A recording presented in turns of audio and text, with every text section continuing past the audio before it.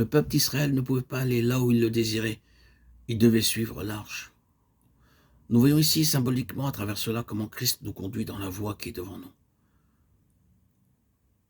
Comment se déplacer l'arche? L'Écriture répond à cette question. Au départ du camp, Aaron et ses fils viendront démonter le voile et ils en ouvriront l'arche du témoignage. Ils mettront dessus une couverture de peau de dauphin ou de blaireau. Et ils étendront par-dessus un drap entièrement d'étoffe bleue, puis ils placeront les barres de l'arche. Nombre 4, 5, 6. Il nous est rapporté dans ce passage que lors de ces périples, l'arche devait être recouverte par 3 couvertures. La première était le voile qui séparait le lieu saint du lieu très saint. Il était enlevé et était utilisé pour couvrir l'arche. La deuxième était une couverture de peau de blaireau et la troisième une couverture bleue. Lorsque l'arche était prête, tout semblait proclamer la personne de Christ, car nous lisons dans le Nouveau Testament que le voile préfigurait la chair de Christ. Hébreux 10, 20. Et maintenant que ce voile est déchiré, Marc 15, 38. Le Christ que nous proclamons aujourd'hui, c'est de lui que nous nous approchons aujourd'hui. La peau de blaireau a une apparence peu attrayante. Elle exprime en type la sainteté de notre Seigneur, celui qui fut rejeté par les hommes. La toile bleue a une signification spirituelle par sa couleur. Le bleu dans la Bible représente ce qui est céleste, le ciel est bleu.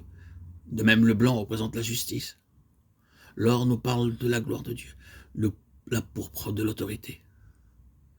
Le Christ que nous suivons paraît n'avoir aucune beauté extérieure, il est semblable à la peau de blaireau, cependant il est céleste, comme l'enseigne le drap entièrement bleu. Bien que rejeté par les hommes, il est cependant celui en qui Dieu se complaît. Le Christ que nous annonçons est le Seigneur vers lequel nous pouvons aller, rejeté par les hommes, mais en qui cependant Dieu est satisfait. Voyons quelque peu l'histoire de l'arche, et nous découvrons alors de cette manière la relation entre l'arche et le peuple d'Israël, mais aussi la relation qui existe entre Christ et nous-mêmes. Comment le peuple d'Israël traversa le Jourdain lorsqu'il entra en Canaan. Josué dit, à ceux-ci vous reconnaîtrez que le Dieu vivant est au milieu de vous, et qu'il chassera devant vous les Cananéens, les Hétiens, les Éviens, les Phéréziens, les Girgasiens, les Amoréens, les Jébusiens.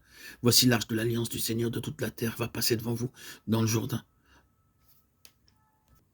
Maintenant, prenez 12 hommes parmi les tribus d'Israël, un homme de chaque tribu, et dès que les sacrificateurs qui portent l'arche de l'Éternel, le Seigneur de toute la terre, poseront la plante des pieds dans les eaux du Jourdain, les eaux du Jourdain seront coupées, les eaux qui descendent d'en haut, elles s'arrêteront en un monceau. Le peuple sortit de ses tentes pour passer le Jourdain, et les sacrificateurs qui portaient l'arche de l'Alliance marchèrent devant le peuple. Quand les sacrificateurs qui portaient l'arche furent arrivés au Jourdain et que leurs pieds se furent mouillés au bord de l'eau, le Jourdain regorge par-dessus toutes ses rives, tout le temps de la moisson, les eaux qui descendent d'en haut s'arrêtèrent et s'élevèrent en un monceau, à une très grande distance près de la ville d'Adam, qui est à côté de Tsartan. Et celles qui descendaient vers la mer de la plaine de la mer Salée furent complètement coupées. Le peuple passa vis-à-vis de Jéricho. Les sacrificateurs qui portaient l'arche de l'Alliance de l'Éternel s'arrêtèrent de pied ferme sur le sec, au milieu du Jourdain, pendant que tout Israël passait à sec, jusqu'à ce que toute la nation eût achevé de passer le Jourdain.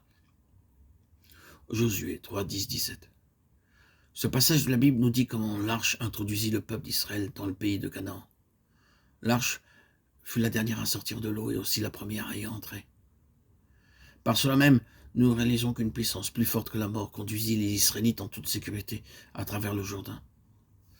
De même, nous qui sommes morts, nous avons été aussi ressuscités avec Christ à l'image d'Israël, traversant la mort du Jourdain, sous la conduite de l'arche.